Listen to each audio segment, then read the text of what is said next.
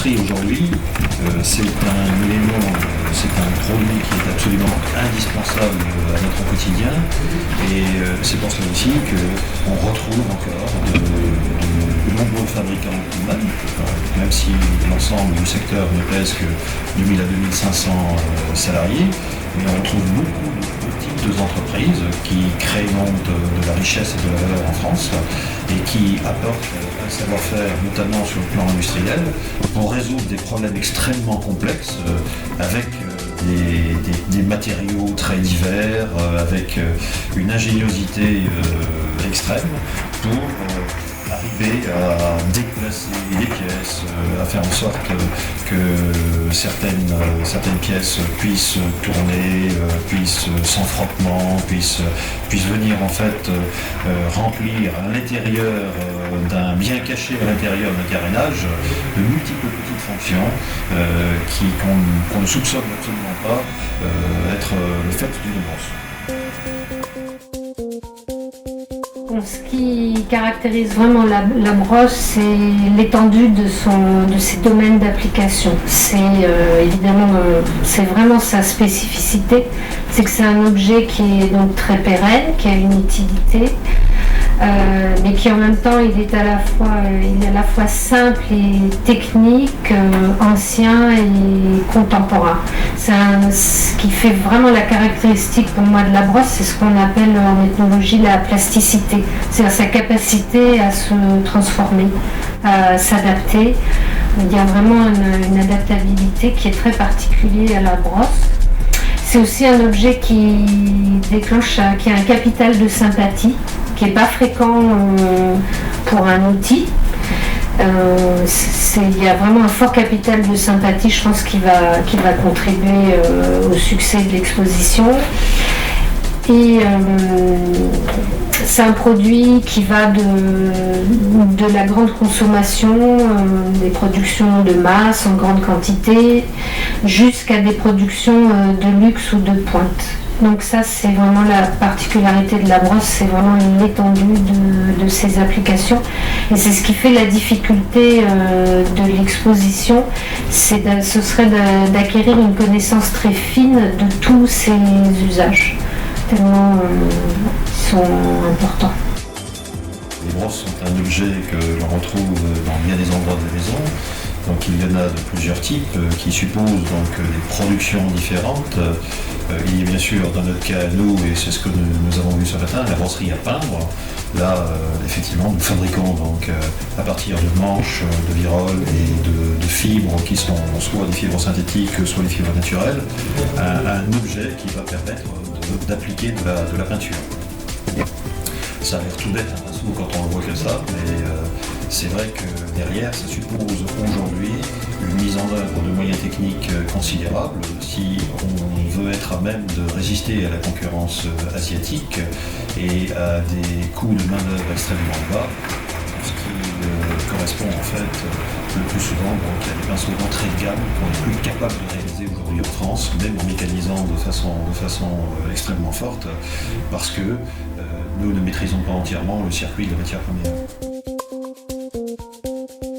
150 ans de la brosserie, on s'est dit que 150 ans c'était un âge suffisamment respectable pour qu'on commence à parler de nous, et avec un petit trésor de guerre que nous avions et que nous avons sacrifié, nous avons essayé de faire quelque chose de tout à fait inédit et de mettre en avant donc ce savoir-faire, ce savoir-faire réalisé le plus souvent encore une fois en France, et de montrer, je l'espère à un public qui viendra très nombreux, que la brosse aujourd'hui dans le quotidien, ça semble souvent, c'est très souvent anodin, ça passe totalement inaperçu, mais que derrière tout ça, il y a des machines extrêmement complexes, il y a un savoir-faire énorme, une mise en œuvre énorme pour réaliser des produits qui somme toute le plus souvent passent inaperçus. L'objectif, c'est de présenter nos savoir-faire au grand public, de montrer l'usage des brosses dans le quotidien de chaque Français, Et puis ce qui est intéressant pour nous, c'est vraiment de valoriser nos métiers, de valoriser nos savoir-faire, de voir notre production. Ce qui est intéressant pour nous, c'est vraiment de montrer au grand public tout l'intérêt des brosses, de leur faire prendre conscience peut-être que leur quotidien serait différent sans l'usage des brosses. Et puis pour nous, c'est de valoriser nos métiers. Au niveau organisationnel, on a monté une équipe, un comité de pilotage constitué donc de la secrétaire générale et puis de 2 adhérents actifs. Et on s'est adossé également à d'anciens brossiers, d'anciens chefs d'entreprise qui nous épaulent et puis qui nous aident également à la fois à travers leur témoignage dans la constitution de l'exposition pour montrer tous nos savoir-faire. Voilà, on est au quotidien dans nos entreprises, dans nos métiers de brossier, pour moi de préparateur de fibres. Et puis j'ai une casquette en tant que trésorier au sein du bureau. Donc à travers le comité de pilotage, on fait une réunion téléphonique hebdomadaire, on recadre, où on voit l'ensemble des points qui sont à évoquer dans l'avancement du projet. Et puis ensuite, on se répartit un petit peu les tâches. On s'est également adossé auprès de professionnels qui nous aident, une commissaire d'exposition, une directrice artistique. Et donc voilà, on s'adosse sur des professionnels qui nous aident et puis on essaye de piloter au mieux comme ça ce projet. Déjà, on commence par nager 3 fois par semaine plusieurs kilomètres parce que c'est quand même une course de fond et qu'il faut être bien solide physiquement. Donc un peu plus sérieusement, c'est un petit peu toujours le même plan de travail qui se met en route. Donc il y a une phase documentaire où on rassemble toute la documentation bibliographique, tout ce qu'on peut trouver, tous les catalogues, tout ce qui a été publié. On regarde bien de façon très détaillée l'histoire des entreprises, on analyse leur gamme de produits. Après, on déclenche la phase de collecte proprement dite, on rassemble les pièces.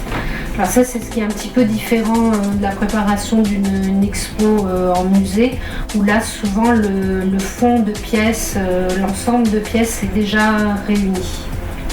Parce que ça, c'est quand même la base de la préparation de l'exposition. La collecte n'est jamais facile, que ce soit en terrain, comme on disait autrefois, exotique ou que ce soit en milieu industriel. C'est pas simple parce que les objets deviennent eux-mêmes l'objet d'enjeux matériels, symboliques, commerciaux, lesquels montrer, lesquels ne pas montrer. Et dans le milieu industriel, les objets aussi sont pris dans des cycles, dans des courants, des circuits de fabrication. C'est pas toujours facile de les extraire ni de faire comprendre ce qu'on souhaite. Donc là, il y a toute une phase pédagogique. Et une fois que la collecte a démarré, que les objets arrivent, donc on les examine. Il y a une phase d'étude de l'objet, on les examine, on les classe, on regarde par rapport à la documentation, si on peut avoir des informations sur ces pièces, en quoi elles sont faites, comment elles sont faites, qui les a faites, quand est-ce qu'elles ont été faites. Donc c'est un travail assez méthodique. En même temps, pour documenter les objets, l'histoire des entreprises, on fait ce qu'on appelle en ethnologie du terrain, qui est en général en milieu industriel se traduit par des visites d'entreprise, des entretiens assez longs avec les chefs d'entreprise, là en l'occurrence les brossiers, pour bien comprendre leur savoir-faire, ce qui les anime, quels sont leurs buts. Parallèlement à ce travail très méthodique sur les objets, l'exposition ça se construit aussi en collaboration avec la scénographe et la graphiste qui doivent bien comprendre l'objet, sa nature. Elles n'ont pas que à résoudre des problèmes muséographiques. Donc ça, c'est un travail qui se fait en parallèle. Je présente des objets à la scénographe, je commence à construire des ensembles pour qu'elle puisse concevoir un mobilier, et la graphiste, l'identité visuelle de l'exposition qui est fondamentale pour son identité et qui va irriguer et irradier tout le projet.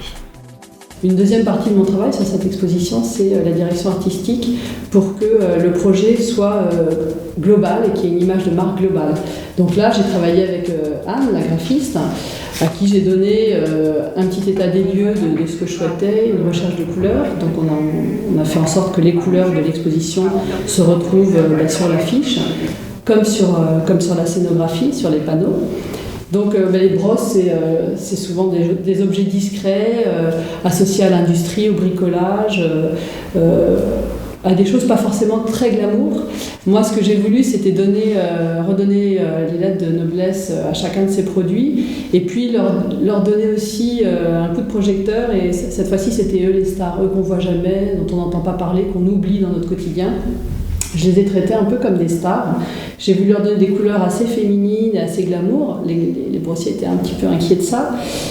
Pour moi, c'était important, d'abord parce que ça leur donnait beaucoup de dynamisme et beaucoup de glamour, beaucoup de gaieté. Et puis parce que c'est souvent les femmes qui vont voir les expos, et une affiche doit parler pour moi d'abord à un public féminin dans ce cadre-là. Donc on y a été sur des couleurs un peu vitaminées, en même temps assez raffinées, pas forcément associées au monde de la brosse. Voilà. Et ensuite, moi j'avais mon fil conducteur pour toute la scénographie, c'est-à-dire que les 5 couleurs de l'exposition de l'affiche étaient associées pour moi aux 5 domaines des brosses. Et après, j'avais plus qu'à décliner les typos de Anne, etc. Donc vous voyez l'utilisation de l'image de marque qu'on va retrouver après dans toute l'expo.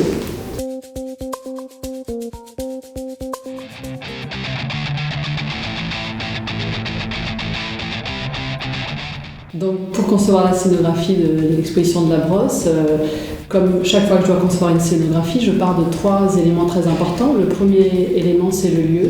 C'est donc le lieu qui va déterminer le sens de la visite selon les éclairages, selon les niveaux. Là, c'est un lieu sur 2 niveaux, dont un niveau qui était très sombre. Donc, on a par exemple choisi de faire la projection vidéo au sous-sol, parce qu'il n'y avait pas de lumière, et de garder tout l'aspect verrière très lumineux, très contemporain, pour présenter les pièces de design en vitrine, etc. Donc le lieu est le premier déterminant.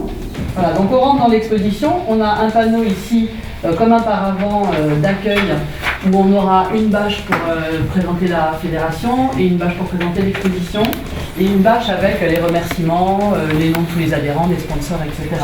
C'est là où on va pouvoir mettre aussi dans les 2 petits retours tous les balais, brosses, balayettes. Quand on rentre dans l'expo, c'est ce qu'on voit en premier. Donc c'est un domaine qui doit être très impactant. Le deuxième déterminant, c'est le budget. Voilà, quand les adhérents m'ont dit le budget avec lequel je pouvais travailler, ça contraint certaines choses, le choix par exemple des matériaux, le choix des éléments de fabrication, les contraintes de montage sont aussi inclus dans ce budget. Nous par exemple, on n'avait que 2 jours pour monter cette exposition, et donc il fallait que l'exposition soit un peu préassemblée. Donc il fallait que tout soit bien calé, on n'avait pas trop droit à l'erreur. Donc il a fallu que je trouve un système de présentation, et c'est comme ça qu'on a décidé de ce système de panneaux. Un système de présentation un peu comme du mécano en kit. Donc on est parti sur des grands panneaux en bois troués, agglomérés qui étaient troués et peints, laqués, sur lesquels on avait préalablement fixé tous les produits. Ce qui fait qu'après on n'avait plus qu'à assembler comme un jeu de Lego, et on a gagné beaucoup de temps parce que le montage est très long, et il y a toute la pose des cartels, etc. Donc ça, ce sont les 2 premières contraintes pour monter l'exposition. Ensuite, il y a les objets. C'est bon, hein. Qu'est-ce qui est mieux comme ça pour voir, Non, c'est bon. c'est mieux comme ça. Non, j'aime mieux dans l'autre sens. Donc les objets que Muriel m'a présentés après sa collecte, il fallait que j'intègre la spécificité de chacun, leur usage, les domaines, et puis aussi des contraintes techniques, leur dimension, certains objets comme celui-là par exemple qui n'est pas troué, qui va être plus compliqué à présenter sur un panneau vertical que celui-ci qui est déjà troué. Donc nous, on passe beaucoup de temps avec mon équipe à regarder tous les petits détails pour que tout soit parfait, pour que chaque objet ait l'air d'être posé dans son environnement. Il y a un travail très long et on a pu faire ici des répétitions sur les panneaux alvéolés pour que tout soit impeccable. C'est un peu inespéré finalement. Ah, il vous manque les goupillons Par de la rapport à bouche, comment- les abeilles. Moi, je trouve que c'est très bien tombé par rapport à Marc. Encore. Ça, Ok, c'est bien. ça clôt bien mon activité. Pardon. Donc vous êtes à la retraite. Eh oui. Ouais. Ok. Et comme c'est un métier, on tombe dedans par hasard et on y reste par passion. Oui, je participe à l'organisation un petit peu, ce que je peux faire, et puis le montage, comme j'ai des temps de libre un peu là, donc là, pour l'instant j'ai travaillé 3 jours. Et après, pendant l'exposition, je ferai la garde et des démonstrations de montage à la main. Avant qu'on ait les machines, on était tout à la main. J'ai commencé dans une maison qui avait été fondée par un aveugle. Ces 3-là, ces 4-là. Dans le 14e. Et donc c'est eux qui m'ont appris le métier. J'ai commencé en 72. Donc 72 à maintenant, ça fait combien je sais pas compter. 40 ans. Léger au départ. 40 ans. Et c'est pas du tout ma formation d'origine. Hein. J'ai fait, alors pour la petite histoire, j'ai un bac littéraire classique, latin-grec. Ok. Et c'est vrai que c'est un peu comme vous, là, quand vous avez vu ça, au départ, on est fasciné par les poils, le montage, etc. Voilà, un aboutissement et puis Concentrer sur ton travail, oui. oui, c'est vraiment une très belle Tu peux faire les deux. une très belle occasion.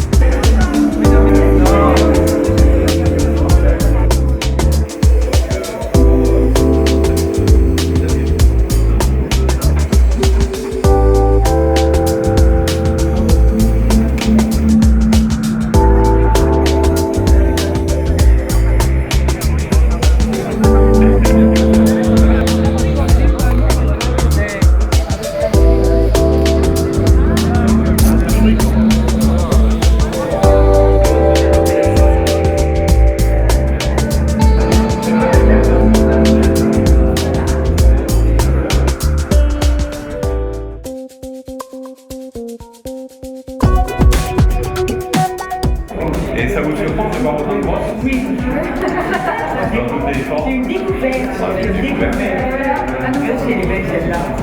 C'est magnifique. Et donc tout est prévu pour faire les traces moulures. Déjà ici on commence à voir, vous voyez ce panneau-là est encaissé, donc on commence à voir un tout petit peu les traits. Vous voyez, tout ça est prévu, il va y avoir une plainte là pour faire ensuite la trace moulure. Donc ce sont les cas d'utilisation là, encore une brosse pour utiliser. C'est la brosse pour expliquer le droit de la brosse. Passer à travers, cette brosse va faire un demi-tour et le papier va être Ça c'est jamais pas cher ça. bien sûr. Et vous savez qu'on fabrique presque 1 million de ces fromages chaque jour.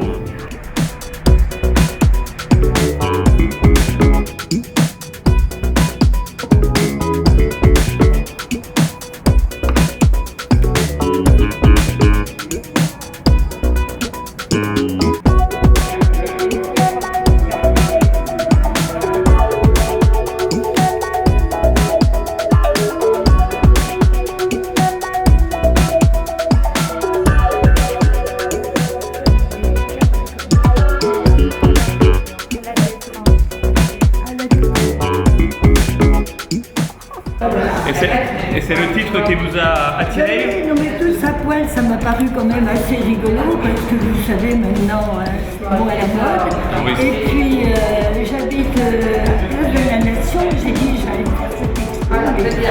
Je suis stupéfaite de voir la beauté des objets.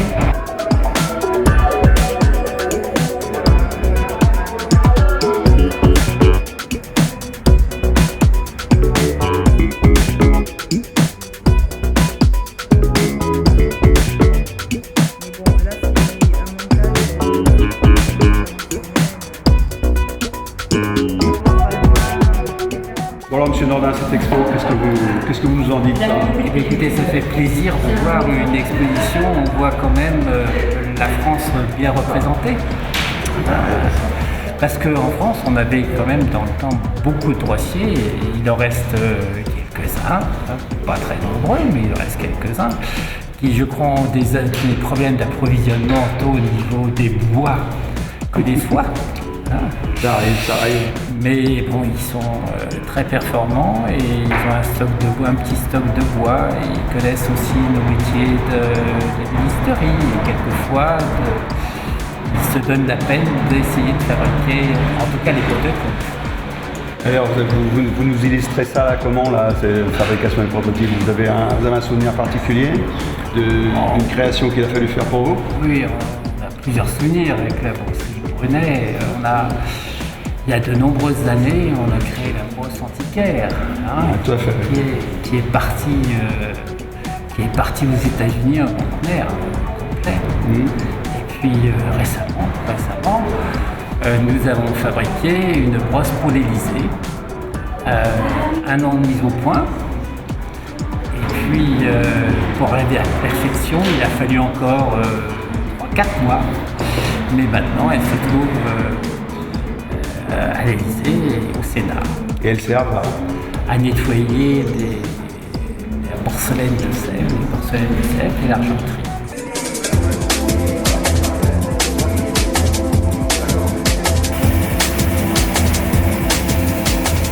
Ça y est, l'exposition a pris fin. Nous avons donc reçu du 6 au 21 avril dernier 2600 visiteurs au Viaduc des Arts à Paris. Le pari est réussi. Vive la Fédération de la brosserie. Je pressentais donc qu'il y avait effectivement matière à montrer le potentiel des brosses et de tous ces objets qui nous entourent sans qu'on les voit forcément, permettre au plus large public de découvrir toutes les fonctions qu'elles remplissent ces brosses et qu'on soupçonne absolument peu ou pas.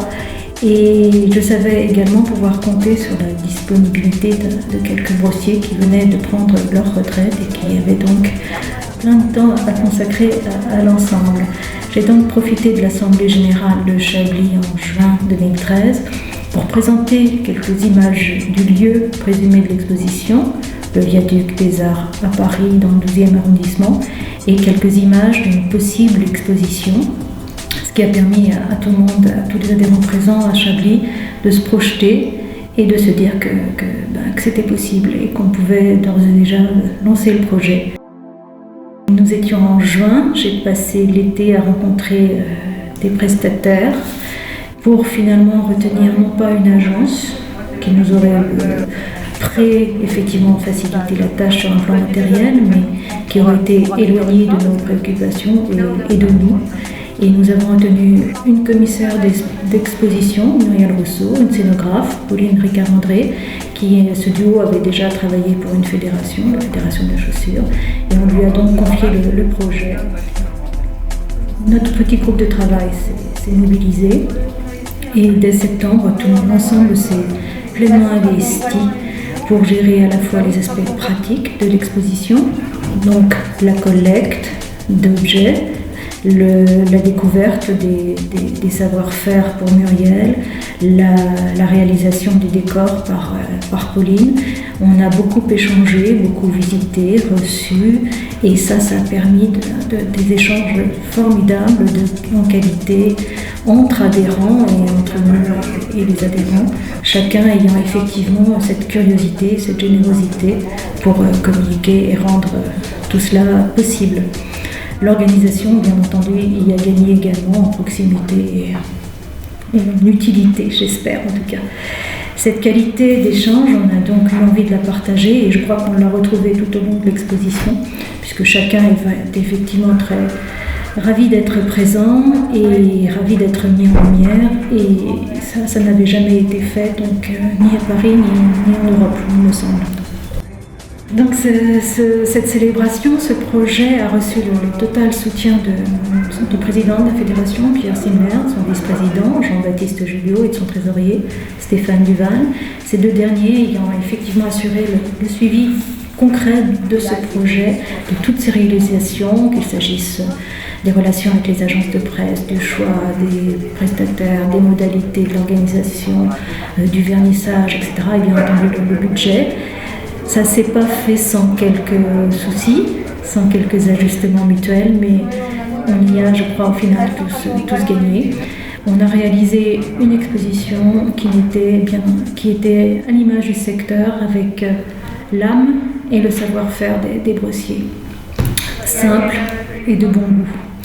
Mon rôle dans tout ça a été bien sûr de permettre cette matérialisation, ce rôle d'interface, cette sélection, cette organisation, ce suivi dans ces différentes décisions prises. Ça a été un rôle que j'ai assumé avec beaucoup de plaisir durant toute cette préparation jusqu'au vernissage le 6 avril, qui a été un formidable moment à la fois professionnel et humain, et jusqu'à la fermeture le 21 avril avec le départ des panneaux constitués chez Franck Thomas.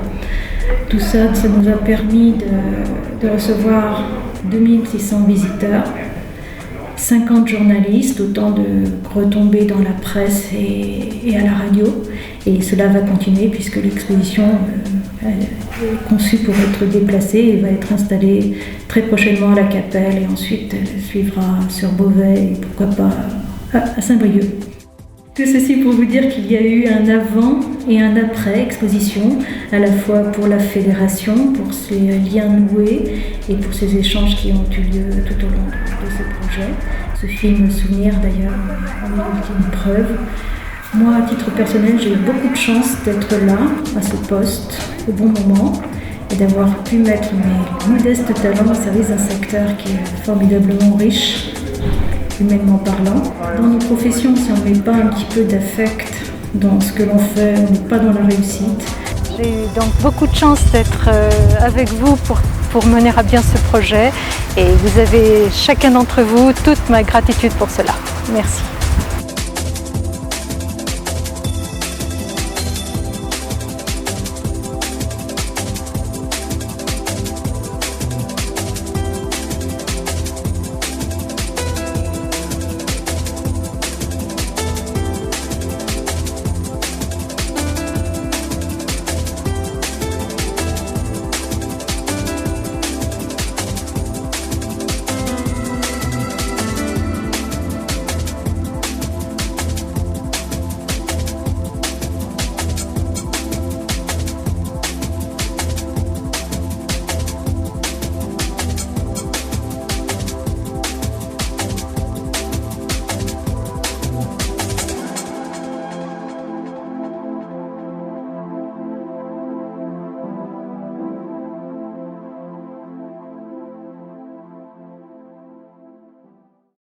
Une question qui concerne un anniversaire, les 150 ans de la FFB.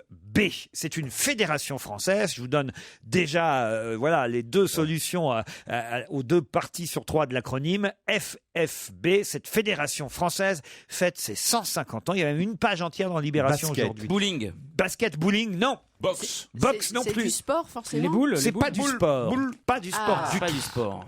Est-ce que c'est artistique? Ce n'est pas artistique. C'est un loisir, de toute façon. Non plus. Il y a d'ailleurs une exposition actuellement au Viaduc des C'est un Arts. truc qui fait chier, donc. Et on va aller le voir, c'est ça? Non. De boomerang. De boomerang, non. Ça se consomme, ça se mange? Ça ne se mange pas. C'est un meuble? J'imaginais, pour tout vous dire, hein, c'est pour ça que la question est assez difficile, je le reconnais, je n'imaginais pas qu'il y avait une fédération française de ça. Voilà. C'est des animaux, non? Non. C'est un objet? On n'est pas ouvert Libération ce matin, les uns et les autres. Si, mais on l'a refermé tout de suite. C'était la seule page intéressante, c'est dommage. C'est un objet? Un objet? On peut dire ça. Ce sont différents objets. Il y en a de toutes sortes, d'ailleurs. Bretelles. Des bretelles? Non. Avec Pierre Bellemare. C'est une Des bibelots? Non. Un vêtement, enfin. Il y a d'ailleurs au moins 200 verbes, il faut dire, 200 verbes qui sont utilisés pour dire que justement on se sert de cet objet. Ah, Fédération française de la bite? Non, La Fédération française du ballet, non? pas du ballet. Des brosses. Des brosses, la Fédération française Ouais, mais ils exposent, voilà. de la brosserie. Ils vont exposer les pinceaux et tout ça. Ben oui, parce qu'il paraît qu'il y a... écoutez, ça, je n'en reviens pas. Je vais faire les comptes quand je vais rentrer chez moi. Mais il paraît que dans chaque maison, on compterait 30, 40 ou 50 brosses. C'est vrai, vous avez rien d'autre à faire. Si on compte les brosses à dents et tout ça. Bah, t'as pas 150 brosses à dents chez Bah toi, ouais. Jean-Marie, t'as des amis, mais Ou alors t'as beaucoup de maîtresses. Oui, mais il n'y a pas que la brosse à dents. Non, il y a les pinceaux, Il y a Non, les il y a la pinceaux. brosse. les balais. Et même dans certains objets, il y a des brosses que vous ne soupçonnez pas. Ça va effectivement du balai au blaireau, en passant par la brosse à reluire. On polit, on désherbe, on peint, on ramonne, on dégraisse, on adoucit, on poudre, on freine. La paille de fer. On colorie, on frôle, on ébarbe, on meule avec des brosses. Le catalogue de l'exposition est commenté par Aquilino Morel d'ailleurs. Ah oui, c'est vrai qu'il pourrait faire un petit effort pour aller à la Fédération française de la brosserie. C'est vrai qu'il n'a pas de bol pour les 150 ans de la brosserie. On va parler que de ça. Donc c'est quand même génial qu'il y ait une Fédération française de la brosse. Bah, génial est pas le mot qui me vient tout de suite en premier, quoi. Mais qu'est-ce qu'ils font comme activité? Ils se réunissent le week-end, ils brossent des trucs et Ouais, c'est ça. Quelle horreur. Non, mais par exemple, il y a des petites brossettes. Non mais c'est intéressant cet article. Je vous jure, moi ça m'a passionné. C'est Anne-Marie Fèvre dans Libération qui nous dit que des brosses, il y en a partout. Il y a des brosses auxquelles on pense, voilà, les brosses dont on se sert pour brosser même au Panthéon à la maison. Mais il y a aussi des petites brossettes et elles font partie de la fédération. Des petites brossettes qui servent dans des machines. On ne les voit pas. Par exemple, il y a des petites brossettes qui froissent des papiers pour quel produit? Qui froisse des papiers. Ouais. Et t'es sûr qu'on en a chez nous? Ouais. Chez nous. C'est dans les imprimantes. C'est ce qui permet de faire passer les feuilles. Et de les froisser en même temps? Non, c'est pour des produits alimentaires. Papier aluminium. Aluminium, oui et non. Ah ben si, pour faire les espèces de plats en aluminium là. Non, c'est deux trucs très précis et alimentaires qu'on mange tous, qu'on adore, La pizza? Non. Et on en a chez nous de ces petites brosses. Oui. Mais on a chez nous Non, vous n'avez pas la petite brosse. Ah, voilà. Vous avez le résultat de la petite on a brosse. le résultat, d'accord. Ah, les pizzas. Non. Des gâteaux pour des Non, gâteaux. non, des Les emballages. pâtes. Non. Vous allez voir, c'est sans intérêt, mais non. Ah bah si c'est sans intérêt. Pour Ah, les je vaches sais. qui rient. La vache qui rit, les trucs pour les vaches qui rient, quoi. Pour Pas la les- vache qui rit. Les emballages? Les emballages Les de apéricubes. fromage. Les emballages de... D'apéricubes. Qu'est-ce qui est froissé? L'emballage de... Des papiers bonbons. Des Oui, bonbons. donc des... Bah, par exemple, les chocobons, les trucs comme ça. Oui, les friandises. Les sucettes. Les glaces. Les glaces. Oui, pas n'importe quel... Les Esquimaux. Les choupa-choups. Les choupa-choups. Bonne réponse. Les choupa-choups. Et le fromage. Le Babybel aussi. Oui. Le papier Le emballage. petit papier un peu froissé. Il est ouais. toujours froissé au bout, le papier emballage. D'accord. Et Et ben ça, c'est c'est des des petites brosses. brosses qui font ça. Ouais, ça donne envie d'aller au c'est- congrès. Moi, parce que puis quand tu même- sais, il y a à chaque, il y a l'hymne au début. Non, c'est vrai. mais, À chaque, c'est passionnant. à chaque séance, Ouais, il commence par chanter l'hymne. Ah, l'hymne tu de- les verras plus. Ouais. J'en ai fait des brosses. Et qui- non, mais ne te moque pas d'eux, c'est un lobby très puissant. Ouais. C'est grâce à eux que Pierre Brossolette vient d'entrer au Panthéon. Et Mario Bros.